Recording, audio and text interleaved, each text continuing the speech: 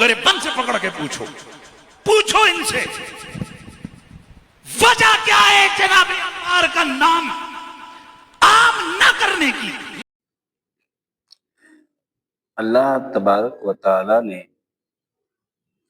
قرآن مجید فرقان حمید میں سورہ بقرہ آیت نمبر 152 میں ارشاد فرمایا فَاذْكُرُونِی اذکرکم، فرمایا تم میرا ذکر کرو گے میں تمہارا چرچا کروں گا۔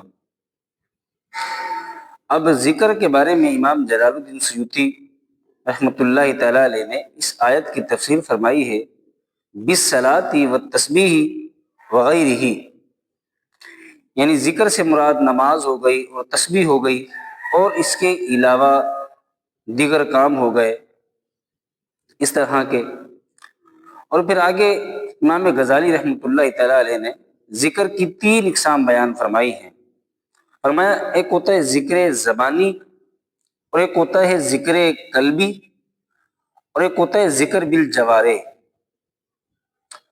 اور اسی آیت کے تحت حاشیہ ساوی جو لکھا ہوا ہے اس میں یہ بات لکھی ہوئی ہے کہ ذکر سے مراد نیکی کی دعوت دینا، توبہ و استغفار کرنا، خطبہ پڑھنا، یہ ساری کی ساری چیزیں اس کے اندر آ جاتی ہیں۔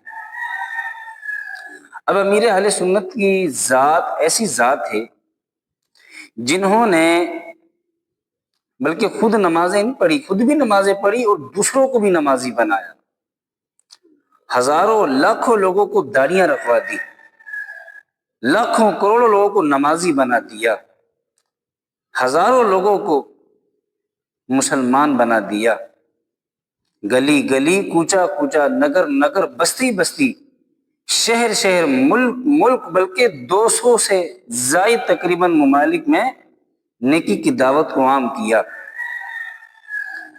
ہزاروں مدارس کھولے کہ جہاں پر اللہ اللہ کا ذکر کیا جاتا ہے، ہزاروں جامعات بنائے جہاں پر قرآن کی تفاسیر پڑھائی جاتی ہیں اور بچوں کو عالم دین بنایا جاتا ہے۔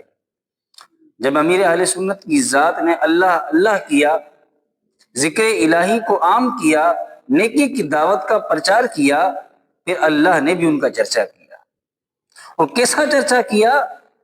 عرب و عجم کے علماء کرام جن کی تعریف میں لب کشائی فرماتے ہیں، جن کا ذکر خیر ملک پاکستان میں نہیں بلکہ تقریباً 200 سے زائد ممالک میں ہوتا ہے، ایسی ذات اب اس امیر اہل سنت کے بارے میں جنہوں نے دعوت اسلامی بنائی، ان کے بارے میں ایک شخص ہے جس کا نام حنیف قریشی،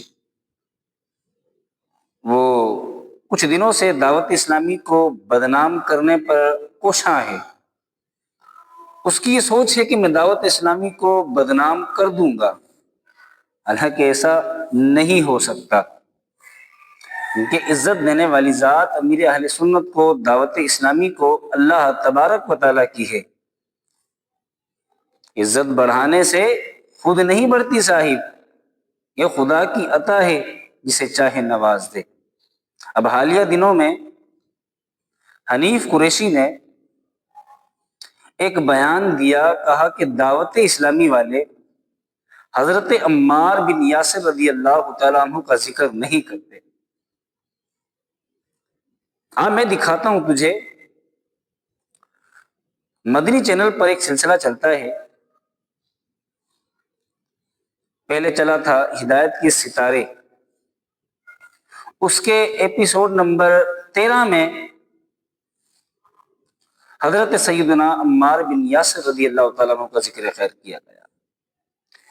ایک مدنی چینل پر بزرگ صحابہ یہ سلسلہ چلا، اس کے ایپیسوڈ نمبر 17 میں حضرت سیدنا عمار بن یاسر رضی اللہ تعالیٰ عنہ کا ذکر خیر کیا گیا۔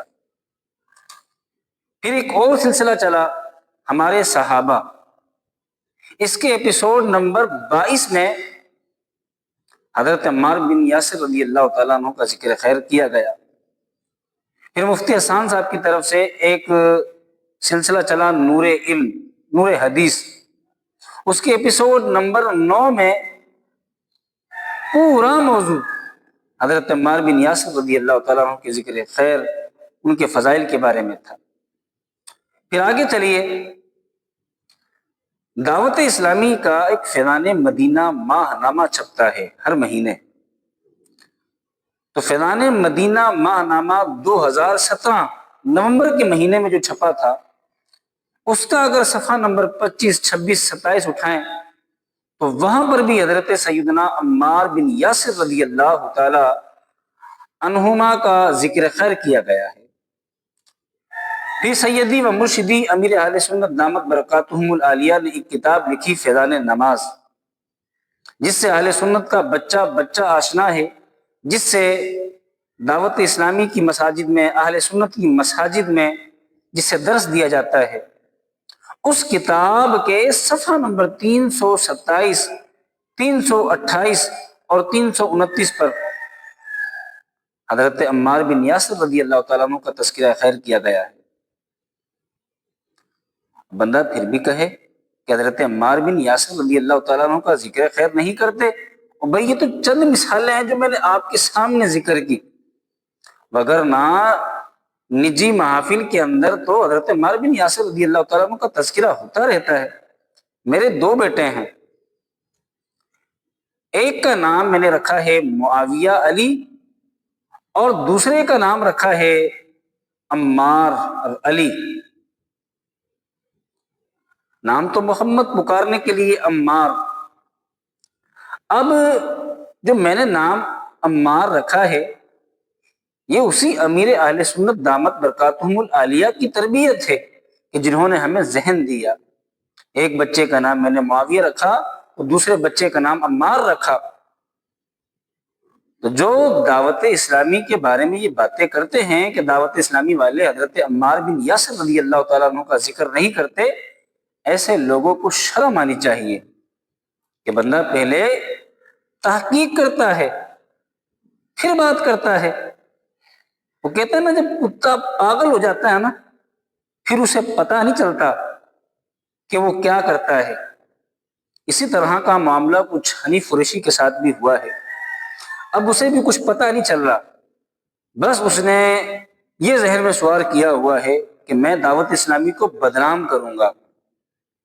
میں حنیف قریشی سے کہتا ہوں، تیرے اور تیرے ہم ذہن لوگ جتنا زور لگانا چاہتے ہیں نا لگا لیں، دعوت اسلامی کو تم بدنام نہیں کر سکتے۔ کیوں؟ کیونکہ دعوت اسلامی ایسی تاریخ ہے کہ فانوس بن کے جس کی حفاظت خدا کرے، وہ شمع کیا بجھے، اسے روشن خدا کرے۔